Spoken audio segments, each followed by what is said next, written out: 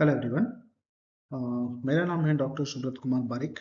I have done my physical medicine masters in orthopaedics. आज मैं आप लोगों से डिस्कस करूंगा रोल ऑफ फिजियोथेरेपी और importance of physiotherapy in ICU. ICU के नाम सुनते ही सब लोग परेशान हो जाते हैं कि क्या है क्या नहीं है। डोंट वरी, इसमें मैं एक ब्रीफ एक्सप्लेनेशन दूंगा और साथ ही साथ इसमें फिजियोथेरेपी किस तरह से काम करता है उसके बारे में बताऊंगा। ठीक है, तो let's start our session. Okay, so सबसे पहले हम लोगों को ये समझना होगा कि आईसीयू है क्या, है कि नहीं। गूगल करेंगे तो आपको सब कुछ पता चल ही जाता है। ठीक है, गूगल में टेक्स्ट आता है, यहाँ पे मैं आपको थोड़ा सा टेक्निकली समझा देता हूँ।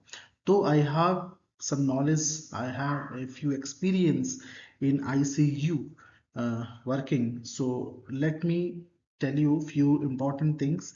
What is the importance of physiotherapy as usual as the importance of ICU in medical sector. तो सबसे पहले आईसीयू होता क्या है? इंटेंसिव केयर यूनिट होता है। ठीक है, इंटेंसिव केयर यूनिट होता है जो हर हॉस्पिटल में एक होता है।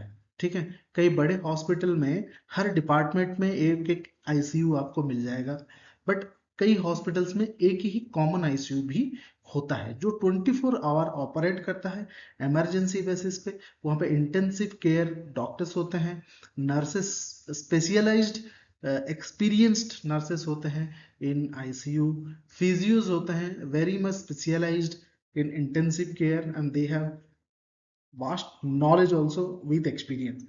एनेस्थेसिस्ट होते हैं, इमरजेंसी मेडिसिन होते हैं, न्यूक्लियर मेडिसिन, इंटरनल मेडिसिन, और द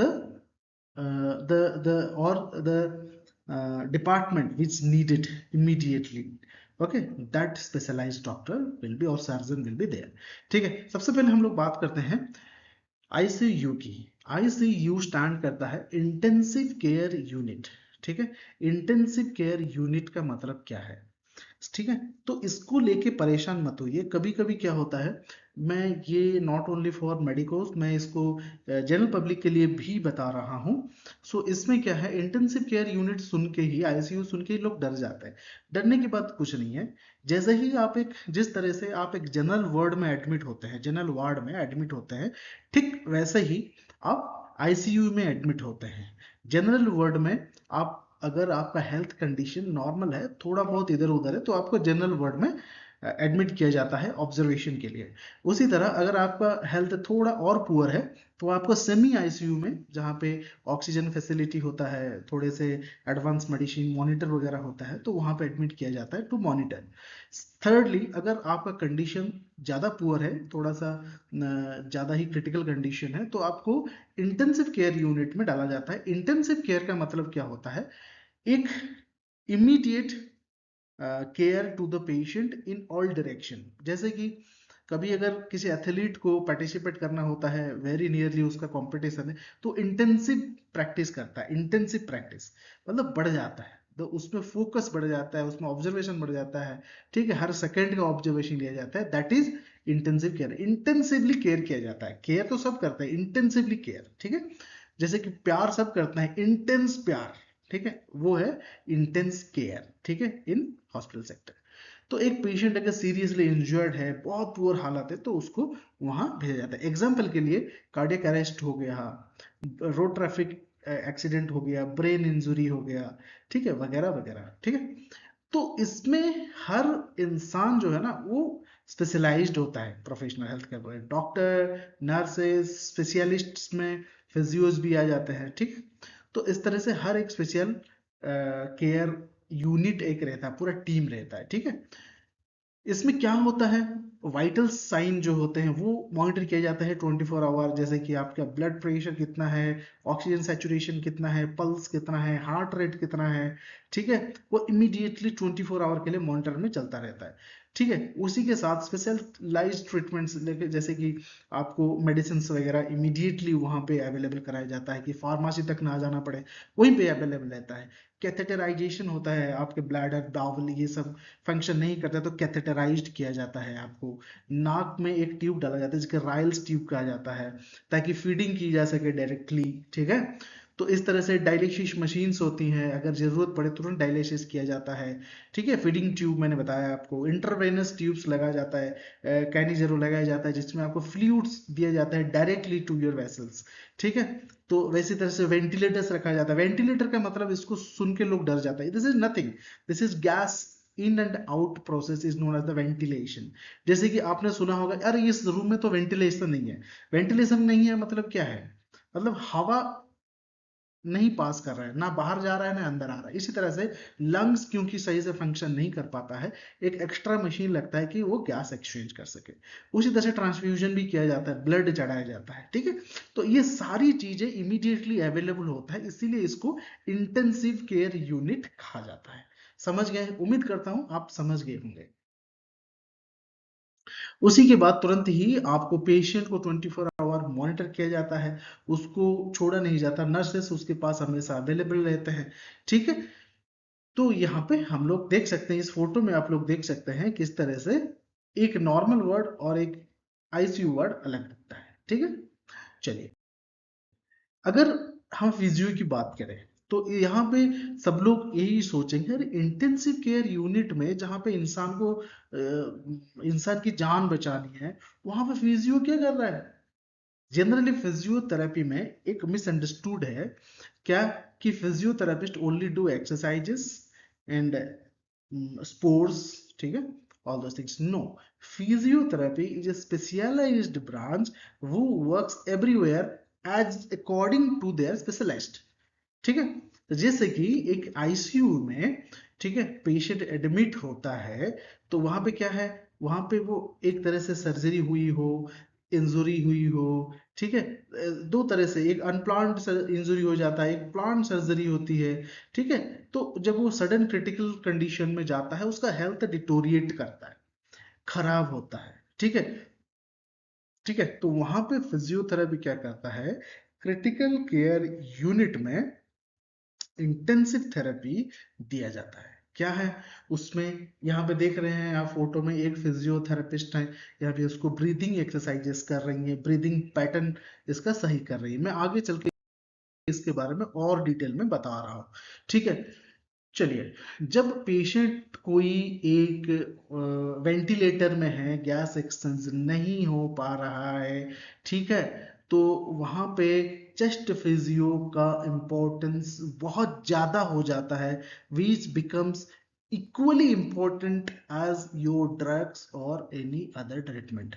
यहाँ पे अगर मैंने थोड़े से कुछ पॉइंट्स लिख रखे हैं, तो यहाँ पे क्या करता है, ये प्रिवेंट करता है mitigating the adverse effect or prolonged bed rest and mechanical ventilation during critical illness। देखिए आप वेंटिलेटर पे कोई पेशेंट है, उसका गैस एक्सचेंज वैसे ही नहीं हो रहा है, तो फिजियो क्या करता है विथ चेस्ट फिजियोथेरेपी और ब्रीदिंग फैसिलिटेशन, वो क्या करता है mechanically by hand improves the ventilation gas exchange। ठीक है, by tapping, ironing, vibration and some other specialized techniques of CPT, cardiopulmonary therapy, they induce ventilation and enhance the breathing pattern of the patient। ठीक है, इसके बाद physio का एक important काम रहता है कि पेशेंट की मोबिलिटी को इंटैक्ट रखना। जब पेशेंट आईसीयू में आ जाता है तो उसको मोबिलिटी नहीं हो पाता है, लिम्ब मूवमेंट, जॉइंट मूवमेंट वगैरह नहीं हो पाता है। और हमको पता है एज पर the physiology, if any muscle remains unmoved or uncontracted up to 72 hours, it start deteriorating, it start failing.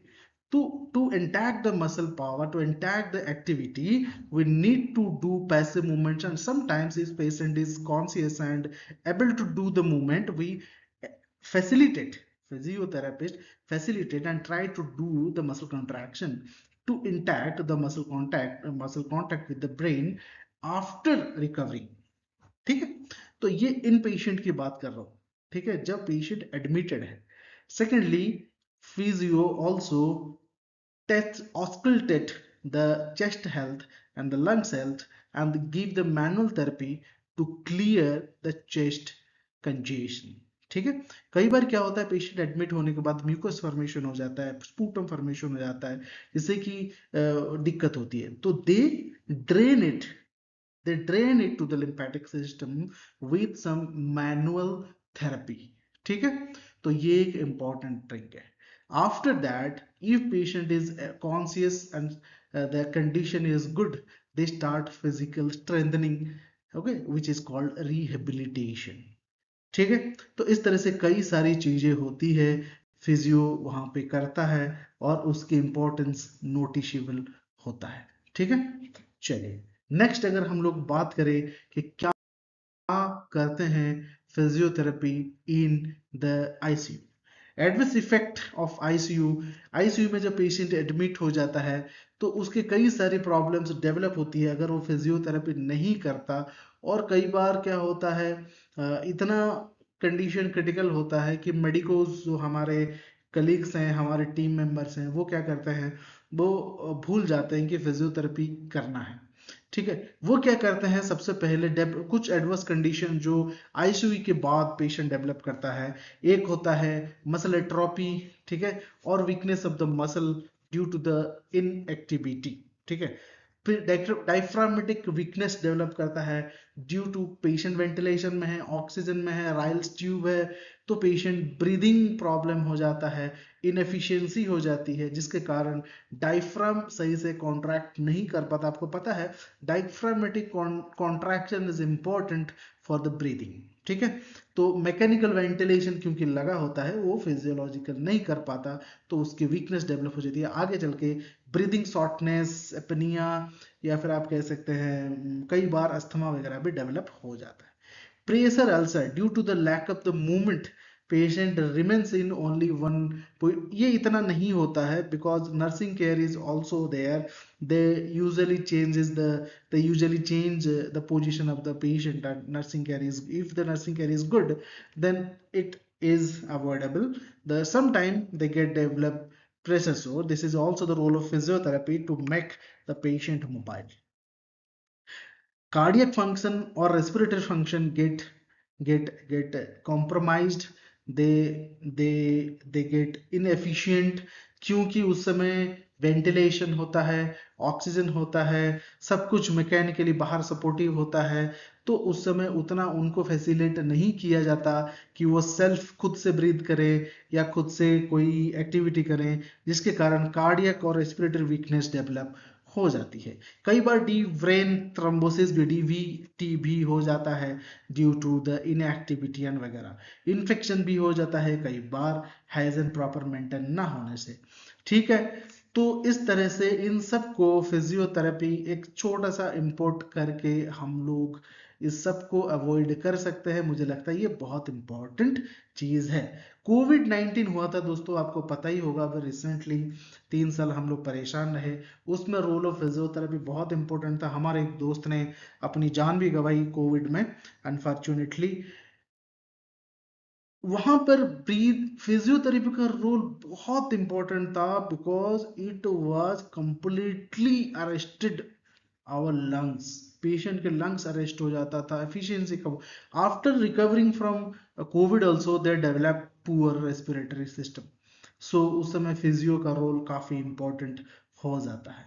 ठीक है, तो उसके बाद अगर हम देखें, चलिए अगर कोई आईसीयू से रिलीज हो जाता है, उसको डिस्चार्ज किया जाता है, तो फिर क्या होता है, तो फिजियो का रोल बहुत ज्यादा बढ़ जाता है.